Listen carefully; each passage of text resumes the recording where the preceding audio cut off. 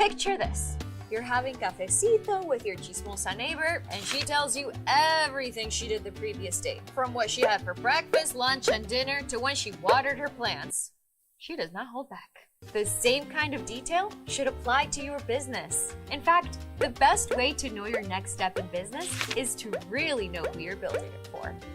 The more you know about who you're selling to, the better you can create products and services for them, market to them, and keep them as loyal community members and advocates for your brand.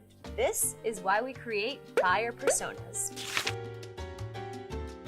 A buyer persona is a representation of your ideal customer based on your market research. Personas are different from the target audience that you defined in the beginning of your process. They're customer profiles based on your current and potential customers.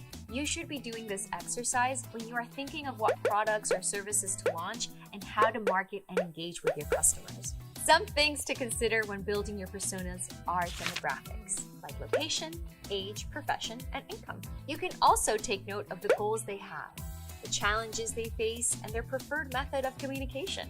The more you know about them, the better.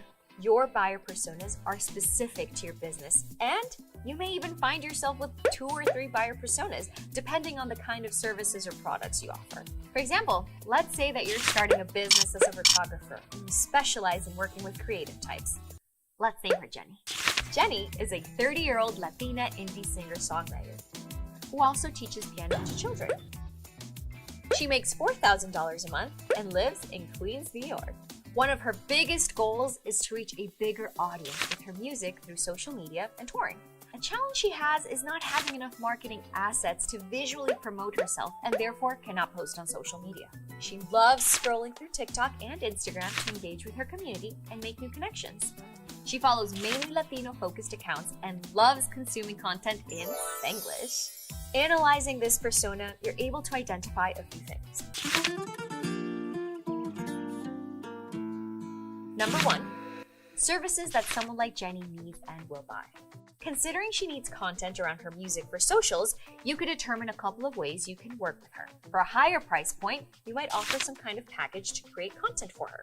Or, for a lower price point, you can teach her a DIY approach with some additional guidance. Number 2, how to meet someone like Jenny. You already know that she spends a lot of time on certain platforms and interacts with a specific group of people. You can find ways to engage with these people on the platforms and collaborate with them to get your name on Jenny's radar. Number 3, how to connect with someone like Jenny. She consumes content in Spanglish, so naturally, she would gravitate towards more accounts who also produce content in Spanglish. A huge part of growing your community is making them feel seen. Using the correct messaging and visuals can make or break a potential connection. One of the most important things to understand about buyer personas is that while your specific personas might not change, their needs and the way you will be able to connect with them might. Now that you understand how to put together a buyer persona, here are some things to think about. Match each one of your services or products with a potential buyer persona. What is important to know about them? And how can you use this information to further plan your launches and marketing efforts? Don't forget to download this lesson's worksheet using the link below.